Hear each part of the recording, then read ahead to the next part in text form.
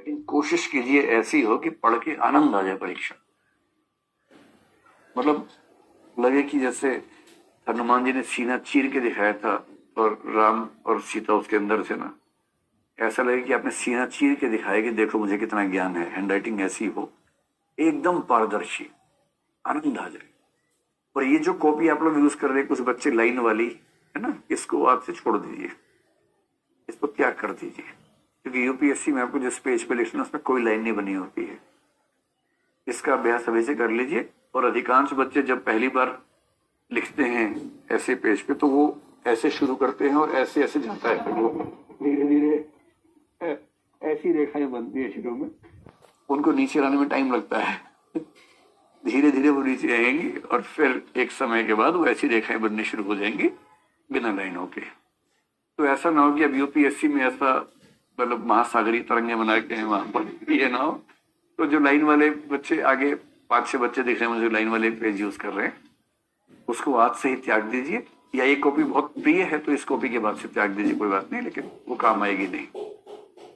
और मैं तो ये भी कहने वाला हूँ कि कॉपियां ही त्याग दीजिए, लूज शीट्स पे लिखना शुरू कर दीजिए। अभी समझाऊंगा मैं ऐसा क्यों कह रहा हूँ। यहां तक बात स्पष्ट है आप लोगों को? तो हैंडराइटिंग और स्पीड पहली चुनौती है। दूसरी चुनौती प्रेजेंटेशन की है।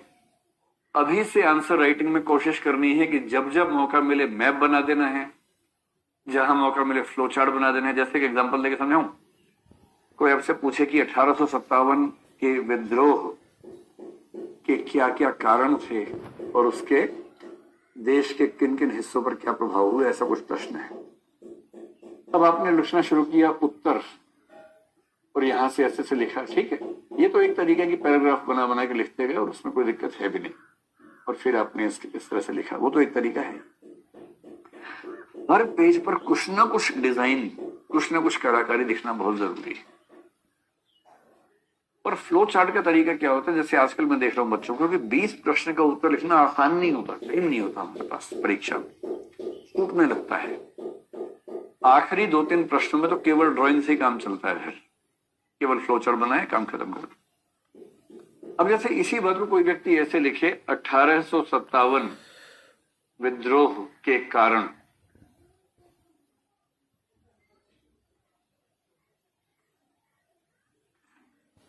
इसको बॉक्स कर दिया।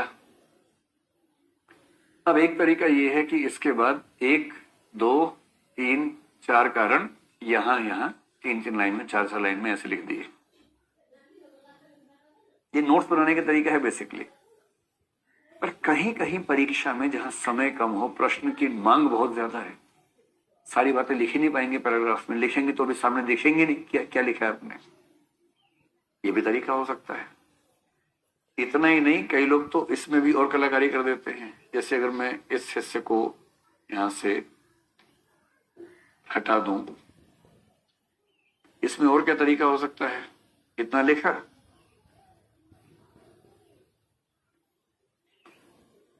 एक यहां लिखा, एक यहां। अब लग रहा है ड्रोन उड़ने वाला आपका, देखिए फिर वैसे लिखते हैं।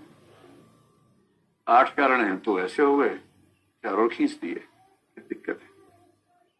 और पेपर चेक करने वाला मस्त रहता है, क्या डिजाइन बना है यार, कितना बढ़िया विद्रोह था, प्यारा क्या देख के, उसको ऐसी फीलिंग आने लगती है। और ये करना कहाँ है, जहां बहुत जेन्युइन रिक्वायरमेंट। अब दूसरा प्रश्न का हिस्सा क्या है, इस विद्रोह का प्रभाव देश के विभिन्न हिस्सों में क्या पड़ा, ये हिस्सा है। तो क्या हेडिंग बनाएंगे, देश के विभिन्न हिस्सों पर प्रभाव, काले पेन से लिखेंगे, अंडरलाइन करेंगे इसको, और खटाक से नक्शा बना देना देश का। और नक्शे में कुछ कुछ एरियाज को हाईलाइट कर देना है। जैसे मान लीजिए आपने ऐसे नक्शा, ये तो खराब बन गया नक्शा, मुझे उतना अच्छा नक्शा बनाना आता नहीं है, भूगोल मेरा विषय कभी रहा नहीं। मतलब भूगोल नहीं रहा ये कोई पर्याप्त कारण नहीं है नक्शा खराब होने का, आप नक्शा तो उसके बिना भी बना ही सकते हैं। ऐसे ऐसे करके मतलब मान लीजिए कि ये भारत है, ऐसा अभी फिलहाल फिलहाल देखिए, कम से कम पता तो लग रहा है कि भारत है, उसमें तो डाउट नहीं है ना। तो मैं इसीलिए कह रहा हूँ कि आप ऐसे नक्शे ना बनाए। जो टॉपर से रवि भी ऐसे नक्शे बना के आए हैं परीक्षा में, तो मैं चाह रहा हूँ कि आपका नक्शा और अच्छा बने, सुंदर बने। जैसे मान लीजिए आपने अच्छा नक्शा बनाया, और आपने खटाक से बता दिया कि यहाँ यहाँ या ये इलाका है ऐसे ऐसे ऐसे, और थोड़ा सा आप कह दें कि इस इलाके पर एक खास प्रभाव पड़ा, और फिर यहाँ निशान लगा के बना दे इस जगह का नाम क्या है और यहाँ के नेता कौन थे। ऐसा इस पे जितना जल्दी से काम शुरू कर देंगे उतना ही कमाल हो जाए। और ये तरीका आईएएस हो कोई पीसीएस हो, हर जगह इस तरीके का इस्तेमाल कीजिए।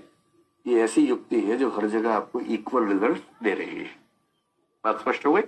इस पर अभी से काम शुरू कर देना है और गंभीर विद्यार्थियों को बहुत वेट नहीं करना है, साथ साथ करते जाइए, चेक करवाते जाइए, सब टीचर्स आपको सपोर्ट करेंगे। एक पूरी टीम है करीब 50 लोगों की जो आपके आंसर चेक करते हैं लोग, तो वो एक तय अवधि में करीब 7 दिन के अंदर आप आंसर जमा करेंगे। 7वें दिन से पहले आपको आंसर आमतौर पर मिल ही जाएगा। रेयर स्थितियों में, क्योंकि वो बच्चे जो चेक करते हैं 2 अटेम्प्ट दे चुके, 3 दे चुके, वो भी एग्जाम दे रहे होते हैं, तो प्रीलिम्स के समय 1 महीना छुट्टी पे चले जाते हैं, तो उस समय थोड़ा सा डिले होता है, लेकिन आमतौर पे आपको 7 दिन में आंसर मिल जाते हैं। जी, ये आपको समय के साथ ही सेंस डेवलप हो जाएगी, फ्लो चार्ट कहाँ बनाने कहाँ नहीं बनाना, लेकिन लगभग हर प्रश्न में कुछ ना कुछ बनाने का स्कोप मिल जाता है। जो बहुत ही अवधारणात्मक प्रश्न है वहां थोड़ा सा मुश्किल होगा, हाँ प्रैक्टिस एकदम आ जाएगा। जैसे एस्थेटिक सेंस होती है ना, सौंदर्य बोध, वो समय के साथ आ जाता है, पता नहीं चलता। जैसे आप देखेंगे छोटे बच्चों का सौंदर्य बोध अलग होता है, उनको क्या पसंद आता है कि जूते के अंदर पी पी की आवाज आनी चाहिए, लाइट जलनी चाहिए, पी पी पी उसमें, और बच्चे मस्त हो जाते हैं, आसपास के बच्चे देख के मस्त हो जाते हैं। अब कोई आपसे कहे कि पहन लो वाला जूता, यार ये क्या है, ये मैं ही पहनूंगा, क्योंकि आपकी एस्थेटिक सेंस अब उससे आगे चली गई है, अब आपको वो सब नहीं अच्छा लगता। अब कोई आपसे कहे कि लाल कमीज पहन लो जिसमें अंदर बल्ब लगे हो थोड़े से, फिल्म के स्टार पहन लेंगे, उनका काम ही वो है, पर आप नहीं पहन पाएंगे क्योंकि आपका सौंदर्य बहुत अलग किस्म का है। अब कोई आपसे पूछे कि एस्थेटिक सेंस कैसे डेवलप हुई, इसका एक ही उत्तर है, होते होते होते होते हो गई। ऐसी मोरल सेंस होती है, क्या नैतिक है क्या अनैतिक है, कोई कितना बता ले, एक समय के बाद खुद रियलाइज होने लगता है कि ये काम नहीं करना चाहिए, ये काम करना चाहिए। तो एस्थेटिक सेंस, मोरल सेंस, ये सब चीजें समय के साथ, अनुभव के साथ विकसित होती हैं। इसी प्रकार से प्रश्न के उत्तर के कौन से भाग में डायग्राम बना सकते हैं, नक्शा बना सकते हैं, ये धीरे धीरे आप पाएंगे। जब 100, 150, 200 उत्तर लिख लेंगे आपको खुद रियलाइज हो जाएगा, क्योंकि कहीं कहीं आप गलती करेंगे, कोई टोकेगा आपको, जहां कोई टोकेगा आप समझेंगे अच्छा ऐसे नहीं करना है। 10-20 बार किसी ने टोका, आप समझ के फिर उसके हिसाब से ठीक हो जाएगा। यही तरीका होता है।